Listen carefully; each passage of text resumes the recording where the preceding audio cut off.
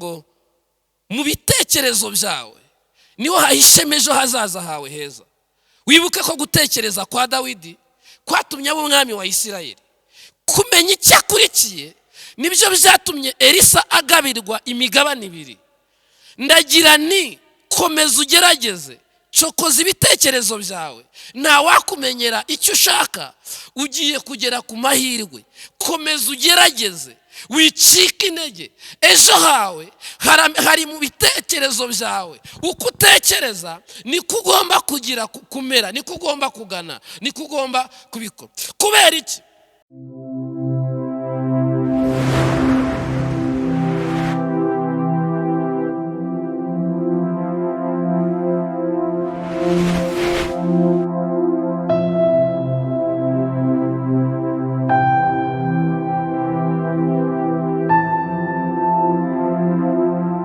Duhawe umugisha muri uyu mwanya wo kongera kubana namwe, ari abadusuye ndetse n'abasangwa. Mbifurije umugisha w'Imana. Nitwa Cyprien Hakizimana, nk'uko bisanzwe nkorera umurimo w'Imana hano kuri ADEPR Gatenga. Hanyuma mbifurije umugisha w'Imana, ndubwe mu bayobozi bayobora hano.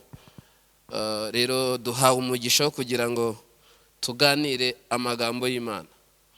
Ndagira ngo rero dusome ijambo ry'Imana dusanga mu byahishuriwe Yohana ibice 3 umurongo waho wa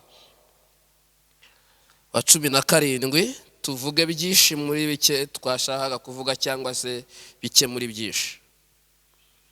Haranditse hati: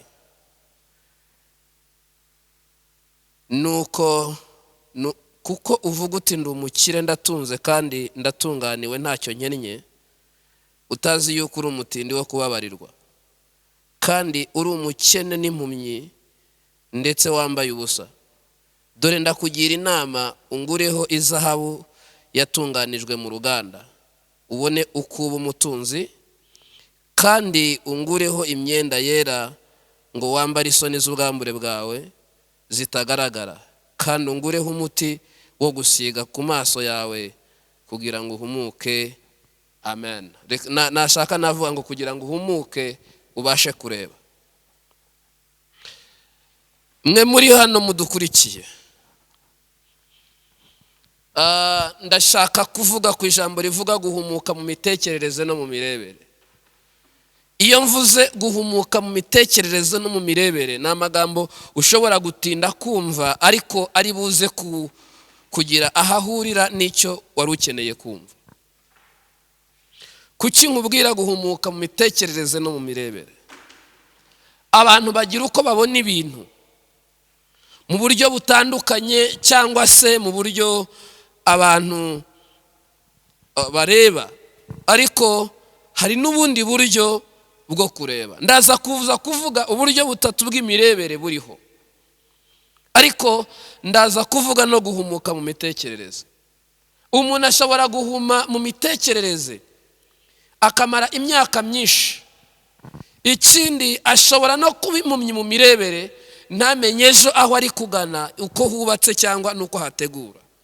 Akenshi iyo bavuze, akenshi bakunda kubabwira ngo ejo ni heza. Ntabwo nabyita ko ari ikinyoma, ariko nanone sinavuga ngo ni ukuri ku100%. Ejo ni heza bitewe nuko hateguye none. Ntabwo ariko twese tuzaba dufite ejo heza.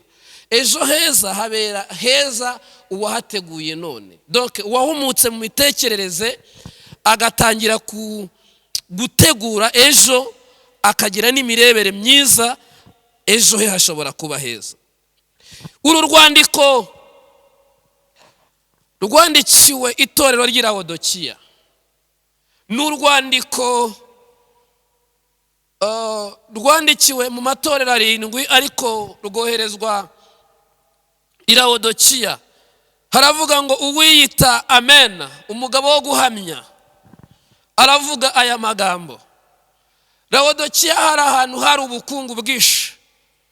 Laodikiya hari ahantu hari ubukire. Abantu baho nta kibazo bari bafite. bari abantu bakomeye, bari batunze amafaranga, diyama, imari nyinshi, ndetse babonaga ko badakeneye Imana. Mu mitekerereze yabo yari yarabashutse ibereka ko nta gukenera Imana kukiriho, kubera ubukungu, activite zahaberaga, urujya n'uruza rwa business zakorerwaga, byaberekaga ko ejo nta gukenera Imana kuzaba guhari.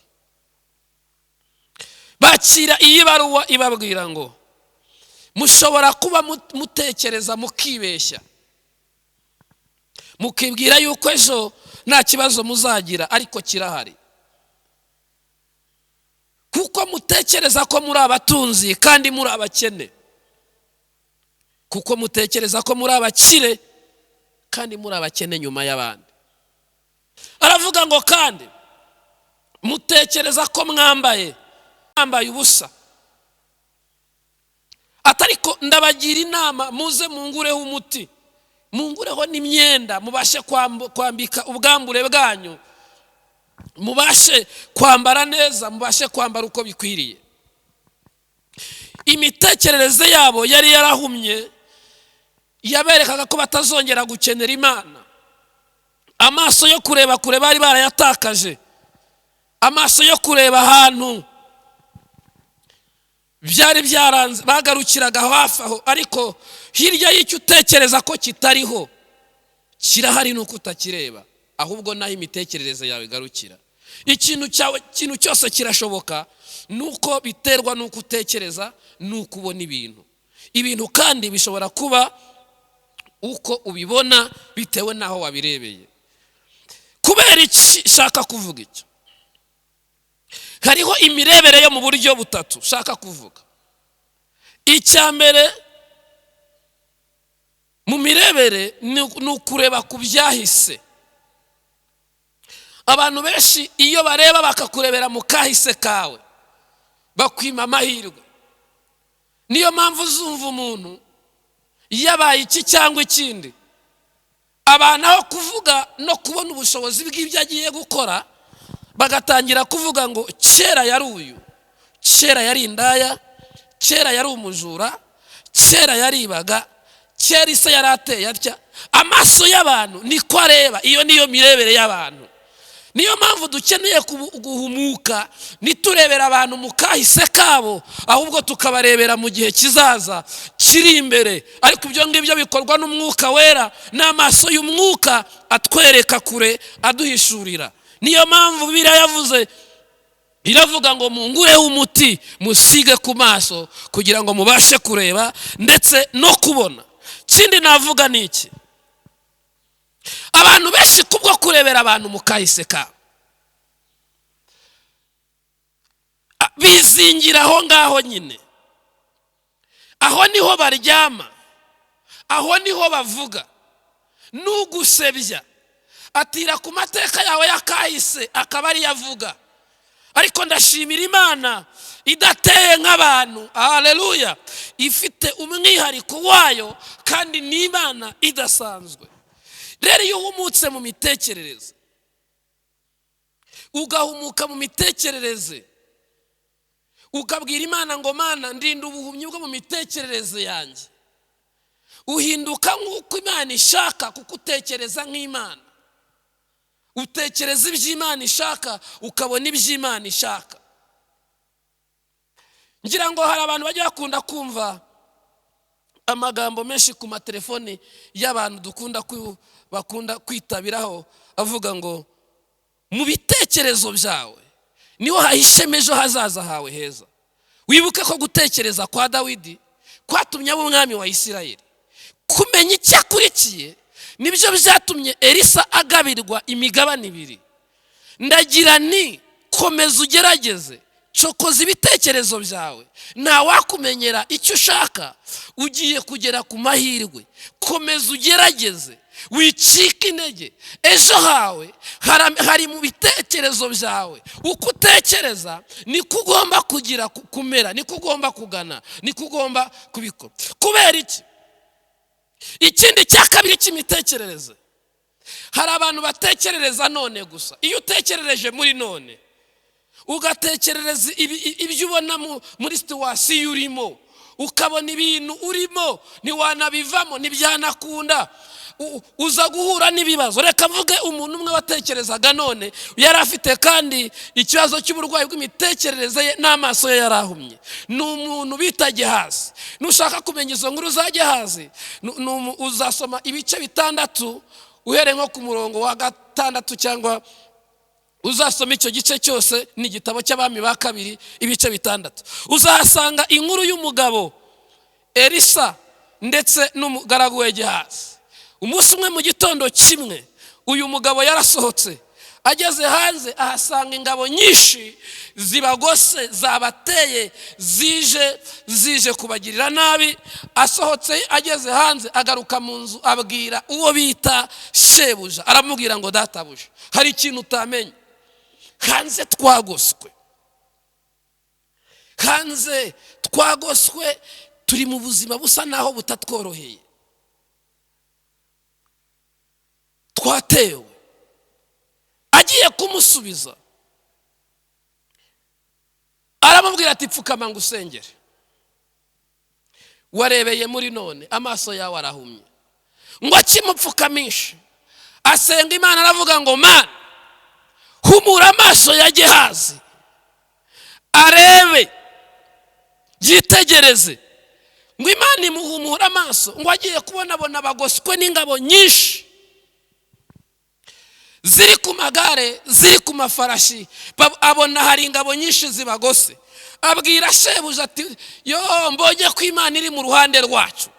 Abantu benshi ushobora kuba witekerereza muri none, wireba kuri ibi ngibi biboneka, wireba ku byaka kanya, hari imbaraga z'Imana zihari, hari ikintu, hari ingabo zikugose. Urimo urabona bakuvuga, urimo urabona bagusebya, urimo urabona bakurwanya, urimo urabona ubukene, urimo urabona ubutayi imbere yawe, urimo urabona ibintu nta kintu cyakwemera. Oya, urimo urarebera muri none, ariko bwira Imana iguhumura amaso, witegereze urebe. Uraza kubona ingabo zikugose, ingabo zikurinze abarozi, ingabo zikurinze ibiguhiga, ingabo zibaye hafi yawe, ingabo Imana yohereje ingabo zirahari nuko utazireba. Ndikora style bonesiriwa, ndashaka kukubwira ngo humuka amaso yawe, wireba. Ava mu maso ya Gehazi injira mu maso ya Eliya, injira mu maso ya Elisa. Urabona ingabo, urabona ubutabazi. Aho wabonaga urupfu urahabona ubuzima, aho wabonaga ubukene urahabona ubukire, aho wabonaga ubutayu urahabona kurumbuka, aho warunaniriwe niho uri buherebwe imbaraga. Amuhumura amaso arareba.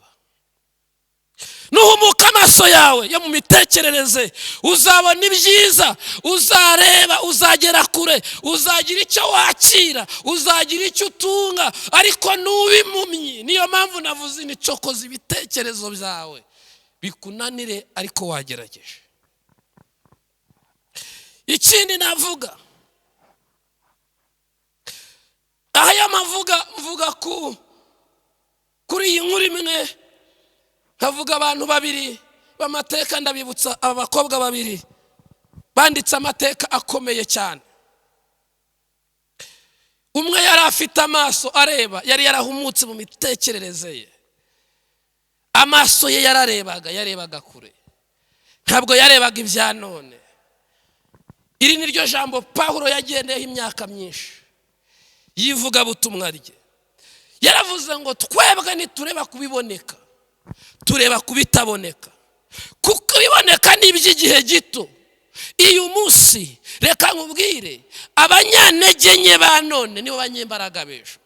Kubera icyo utekereza ko kitakunda kizakunda. Nyuma y'ikintu hari ikindi. Icyo utekereza ko kitashoboka nibyo Imana ibasha gushobora no gukora. Abadukurikira cyane kenshi muzagerageza kumva ibintu byinshi kandi biremereye. Uburyo bwa kabiri navugaga nyine ni ukureba kubiriho. Iyo ushingiye kubiriho ubona ko amahirwe yarangiye, ukavuga ati akazi ntikakiboneka, business zarapfuye, ibintu ntibigikunda, hari systeme ziriho wenda zingoye kuzibamo, hari ibintu bigize gute. Warebera none ugatira amaso ya Gehazi akakwereka ibikuzengurutse, akakwereka ibikwica, ariko akaguhisha ibikurengera. Niyo mpamvu iyo urebeye mu maso ya Gehazi, ese ubona iyo umunsi ubona hagoye. Iyo urebeye mu maso ya Gehazi ubona abana bawe bataziga. Iyo urebeye mu maso ya Gehazi ubona umugabo wawe mutazabana. Iyo urebeye mu maso ya Gehazi ubona urugo ruzakunanira. Iyo urebeye mu maso ya Gehazi ubona akazi kawe bagiye kukwirukana. Iyo urebeye mu maso ya Gehazi, amaso ya Gehazi areba ingabo z'Abasiriya, ariko amaso ya Eliya abona ingabo z'Imana, abona ubutabazi bw'Imana butabara. Amaso ya Eliya, amaso ya Elisa amwereka imigabane ibiri azakura kuri Eliya. Amaso ya Elisa amwereka kurindwa. Amaso ya Elisa amwereka kwambuka inyanja abana b'abahanuzi bavuze ko bidashoboka. Rebera mu maso ya Elisa uraza kubona ibintu bikomeye, uraza kubona ibyiza Imana ifite. Amaso ya Elisa nuyareberamo ntuzongera kwipfobya. Bwira Imana iguhumura amaso n'imitekerereze yawe. Ubukire bwawe buri mu mitekerereze yawe, ubukungu bwawe buhishe mu mitekerereze yawe, ubuzima bwawe buri mu mitekerereze yawe. Ibyo utabona ntuzabigeraho, ibyo udatekereza ntuzabishyikira. Nutekereza neza uzakira ibyo ugomba kwakira. Arabile fokiriya sasedrere, uzakira ibyo ugomba kwakira. Bibiliya ivuze ite? Ndashaka kubabwira kuri aba bakobwa babiri, uwo bita Orupa ndetse na Rusi, basezera kuri nyirabukwe Naomi. Uzasoma igitabo cya Rusi igice cya mbere, uzahere nko ku murongo wa 17 umanuke hepfo. Uzasanga inkuru ivuga iti: nyirabukwe Naomi yahamagaye abakobwa arabaganiriza, arababwira ngo ndashaje, mu by'ukuri ndashaje, ntibishoboka ko nabyara umwana ngo yongere, ntabwo nababeranye ko bukwe, sinabona undi muhungu. Abangaba amateka yabo murabizi ko aba bakobwa bombi bari barashatse mu rugo rwa Naomi, ariko abo bahungu bose baza gupfa bapfira rimwe, aba bakobwa barapfakara. Ariko nyirabukwe arabegera ababwira ati jyewe ndashaje kandi ntashye mu gihugu cy'iwacu, sinakwirirwa mbajyanayo, muracyafite avenir, muracyafite ejo heza, cyangwa se ejo hanyu harahari. Ndashaka kubasezeraho. Amaso ya Orupa yitegereza Naomi abona arashaje. Amaso ya Orupa abona gukurikira Naomi nta nyungu birimo.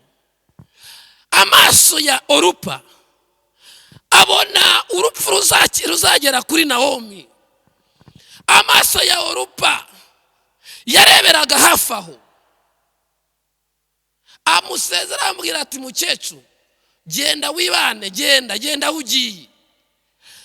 Hanyuma ategereza irindi jambo riva mu wundi mukazana wa kabiri bita Rusi. Rusi agira amaso, Rusi agira imitekerereze, Rusi afite imyumvire. Hari principe z'imyumvire yari afite. Umva uko yavuze. Yabwiye nyirabukwe aramubwira ngo winyingingira kugusiga, winyingingira kugusiga, aho uzajya niho nzajya, aho uzagwa niho nzagwa, ndetse bahamambe. Aravuga ngo Imana yawe nizaba Imana yanjye. Umva umukobwa watekereje, ntiyarebye ubukecuru bwa Naomi, ntiyarebye urupfu kuri Naomi, ahubwo yamubonyemo umutungo. Abantu bakureba none, bakurebera muri none, bashobora kukwibeshaho. Abantu bakurebera muri none nakahise bashobora kukwibeshaho. Iyo ni imitekerereze yabo. Ariko amaso ya Rusi yitegereza nyirabukwe, aramubwira ngo umva, winyingingira kugusiga, winyingingira kugutakaza. Abantu bose alateshaka labire fosiwa edera krey ratoshimi enebiniwa enetote kidrer. Yari afite amaso areba kure, yari afite amaso areba kure. Rusi Bibiliya iravuga ngo igihe yageraga kwa Bowazi yamubwiye amagambo, aramubwira ngo mwana wanjye Rusi, ineza werekanye, iby'amateka yawe narayabimenye, sanga uri umukobwa ufite iyerekwa. Ntiyazagira umuntu ukwicira iyerekwa. Birashoboka ko yaza kugirana ikiganiro kirekire na Orupa, yari kumwicira iyerekwa. Tandukana n'umuntu wakwicira iyerekwa, tandukanya n'umuntu wapfobya iyerekwa ryawe. Ariko Rusi abwira Nawomi, arabwira ngo winyingingira kugusiga, winyingingira kuguta, winyingingira kukureka, winyingingira aho uzagwa niho nanjye nzagwa, winyingingira kuguta la salaberewa, winyingingira kugusiga, aho uzagwa niho nzagwa, ndetse bahamambe Imana yawe izaba Imana yanjye. Humuka mu mitekerereze, humuka mu mitekerereze no mu mirebere, wireba mu gihe cya none. Hari ahantu Imana ihishe. Gira amaso nk'aya Rusi, gira amaso nk'aya Rusi, gira amaso nk'aya Elisa. Imana ishimwe, Imana ihimbazwe. Aya maso ya Elisa ni nayo Pawulo yari afite. Aya maso ya Rusi ni nayo Pawulo nawe yari afite. Niyo mpamvu avuga ngo jye sindeba kubiboneka, ndeba kubitaboneka. Kuko ibiboneka ari iby'igihe gito, ariko ibitaboneka ni iby'iteka ryose. Bibiliya yavuze ngo dore wiyita umukire, ukubeshya kutazakenera Imana arakubeshya. N'akazi keza ufite none kakubwira kutazakenera Imana karakubeshya. Ni byiza waba ufite uyu munsi bikubwira kutazakenera Imana, birakubeshya. Itorero ry'Ilaodikiya ni itorero ryagize amaso areba hafi, bakareba ko babona bafite ibiboneka, babona bafite amafaranga, bakagira ngo ntibazakenera Imana. Humuka mu mitekerereze, Imana uzahora uyikeneye, uzahora uyikeneye. Imana ntishobora gukora ikosa ryo kubaha ibintu byose 100%. Gute kandi? Kuko ikintu gituma itabiguha byo, iguha ikintu ariko ikagusigira ikindi kizatuma uyikenera, kizatuma uyishaka. Ishobora kuguha amafaranga ariko ikagusigira umutima, ukajya urwara umutima, nyamara uwo mutima utazanakwica, ahubwo ari ukugira ngo igusigire akantu gatuma utekereza gusenga kubera ubwibone kubonamo. Ishobora kuguha urugo rwiza ariko igashyiramo agakroze gatuma utinda kubyara. Ishobora kuguha ubwiza ariko igashyiramo agakroze ukabona urarambagizwa, wagera hirya ukabengwa, ugahita utangira kugomeza kwizera bwa bwiza wari ufite, ukavuga ngo ibintu byose bikorwa n'amasengesho. Iyi myaka ikubanye myinshi, utangira kubona ko bwa bwiza na ya diplome yawe na za famiye na ya mateka utekereza ntacyo ashingiyeho, ukagaruka imbere y'Imana ukayisenga. Niyo mpamvu yavuze ngo mwibeshya ko muri abakungu ariko muri abakene bo kubabarirwa. Ibyo mukeneye nibyo byishe, ibyo mushaka ku Mana nibyo byishe. Ibyo mufite ni bike kandi byakwitera amababa ejo bikaguruka, uzahora ukeneye Imana. Witakaza Imana bitewe n'igihugu urimo, witakaza Imana bitewe n'agace urimo, witakaza Imana bitewe n'akazi wabonye. Abo tujya dusengera harimo abantu batakaza imana, ariko ndagira ngo nkusane wongere ukenere imana kandi uyishake, uraza kuyibona, imana iraza kukwigaragariza. Ndashaka kukubwira abantu 3 cyangwa 4 udakwiriye kwiyasosiya nabo mu buzima bwawe mbere yuko ngusengera imana, kugira ngo uzagere ku ntego zawe. Nuko ugomba aba bantu kubareka kandi ukagera ku ntambwe ushaka ko wifuza. Ikintu cya mbere cyangwa se umuntu wa mbere ari muri wowe ni umuntu twita gutsinda ubwoba wifitemo. Umwuka w'ubwoba ntuturuka ku Mana. Umwuka w'ubwoba ubuza abantu kugerageza amahirwe yabo. Umwuka w'ubwoba utuma udashobora kuba umukungu. Ushobora kugira ubwoba bwo kugira ibyo utangira cyangwa gukora kubera umwuka w'ubwoba. Ukwibutsa za karande, ukwereka muri ahahise hawe. Ya maso y'ahahise tuvuga ni ya maso akwereka ahantu uvuka, akakwereka ko aho uvuka nta terambere bajya bagira, babayeho batya, bameze batya. Ayo maso nushaka yakureho, Imana iguhumura amaso, kuko itangira ryawe nubwo ryaba rito cyane, ariko Imana yaguha yashyira amahirwe mu kibanza cyawe. Bivuga ngo uvuge ngo Imana yanyubakiraho generation nshyashya, yankorera ibintu bikomeye kandi nkakira ibintu nkakira impinduka ku buryo bumwe cyangwa ubundi. Ubwo rero icya mbere ni ugutsinda ubwoba wifitemo kugira ngo ugere ku mugambi w'Imana. Icya kabiri nakubwira ni ukwiyaka umuntu uguca intege. Kese umuntu uguca intege ni umuntu wakunze kunanirwa, ibyo yakoze akananirwa. Icyo gihe hari igihe atira ingero z'ibyo yanyuzemo byafayirinze byiwe, akakubwira ngo nawe utangiye ntabwo uzabirangiza. Ntabwo twigira ku bananiwe, twigira ku bantu bagize success mu buzima bwabo, batangiye ibintu bari muri zero, ariko uyu munsi bafite aho bageze. Niyo mpamvu saba Imana ngo ihumure imitekerereze yawe, umenye ubukungu bukurimo kandi utekereze neza. Nutekereza neza uzakorana n'Imana. Uwo muntu uzamwiyake ni umucanege, nta kintu azaba akumariye. Ikindi navuga ni umuntu ugira ishyari.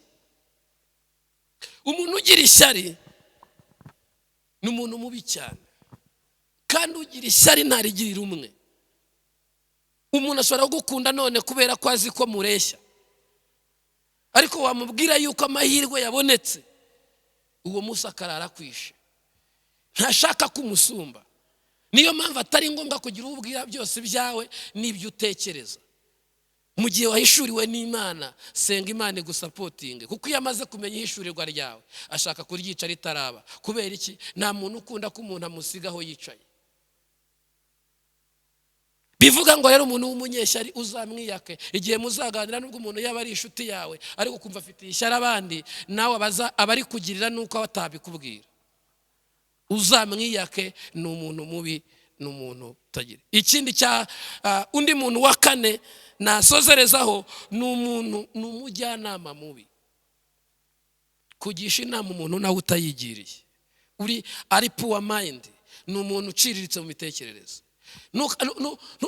Nukagisha inama umuntu uciriritse mu mitekerereze. Jya ushaka umuntu wagutse, jya ushaka umuntu ushoboye, jya ushaka umuntu ufite icyo yagezeho, jya ushaka umuntu ubasha kugira ngo agusunike, akubera ikiraro kikugeza ku mahirwe yawe. Humuka mu mitekerereze no mu mirebere. Bibiliya yavuze iki tugiye mu mwuka? Ukeneye ko Imana ikwambika undi mwambaro w'icyubahiro. Ukeneye ko Imana yongera ukongera ukagira indangagaciro. Ukeneye ko Imana iguhumura amaso, ukagira amaso areba icyaha, ukagitandukanya, kuko abantu barimo barakora ibyaha babyitiranya n'ibindi. Ukeneye ko Imana iguha ubukire bwo mu buryo bwombi, ubukire bwo mu mutima ndetse n'ubw'ibifatika. Wikwibeshya, uracyakeneye Imana. Ukeneye ko Imana izi iwawe. Ukeneye ishurirwa rikomeye mu buzima bwawe kugira ngo ugire ikintu ugeraho, kugira ngo utsinde intambara cyangwa se urugamba rwaba rukuriho. Ibyo byose biraza gutuma ugera aho ugomba kugera. Nshuti muduteze amatwi, iragira ngo tusenga n'Imana. Ndabashimira mwebwe mwabaye muri aya materaniro, kandi dushimire n'abandi badukurikira. Ndagira ngo dufate umwanya dusenge. Uzakenera kuduhamagara azaduhamagara kuri telefone zacu, ziraboneka, wazibaza cyangwa se ukagomeza ukadushyigikira ukadusura kuri channel yacu yitwa Irembo Ryera TV, ukajya umenya amakuru cyangwa se ukaduha ibyifuzo byawe bitandukanye. Ndagira ngo dusenge n'Imana. Namenye ko ngoswe n'igicu, n'ingabo nyinshi zikomeye, ntabwo bamfite habe na gato, Yesu mbereye maso. Namenye ko ngoswe n'igicu, n'ingabo nyinshi zikomeye, ntabwo bamfite habe na gato, Yesu mbereye maso. Ndagira ngo wowe uciye bugufi mu mutima, ndagira ngo wowe uhindukiriye Imana, ndagira ngo wowe wumva hari ahantu watandukanye n'Imana, fata umwanya wo kugusengera. Imbaraga z'Imana zikora imirimo ikomeye. Mana, ndagushimiye kuko uri Imana ishobora byose, uri Data wa twese, uri Jehova, uri Imana ibasha gukora imirimo myinshi. Ndasenze ngo urengere uyu muntu, ndasenze ngo uduhumure amaso. Bwira Imana ihumura imitekerereze yawe, bwira Imana ihumura amaso yawe mu izina rya Yesu.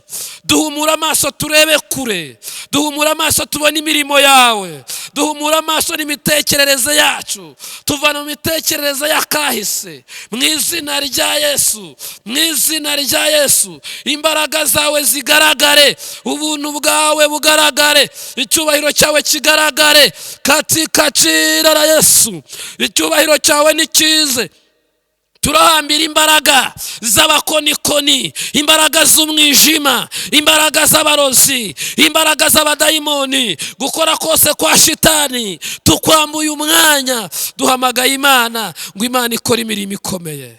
Ndagushimiye kuko ukoze ibintu byiza. Ndagushimiye kutabaye mushiki wacu, ndagushimiye kutabaye mwene data, ndagushimiye kutabaye warunkurikiye, ndagushimiye ko icyubahiro cyawe kigaragaye, ndagushimiye kubw'ineza yawe n'urukundo rwawe. Urakoze yuko ubanye natwe mu izina ryera rya Yesu. Amen, amen, amen.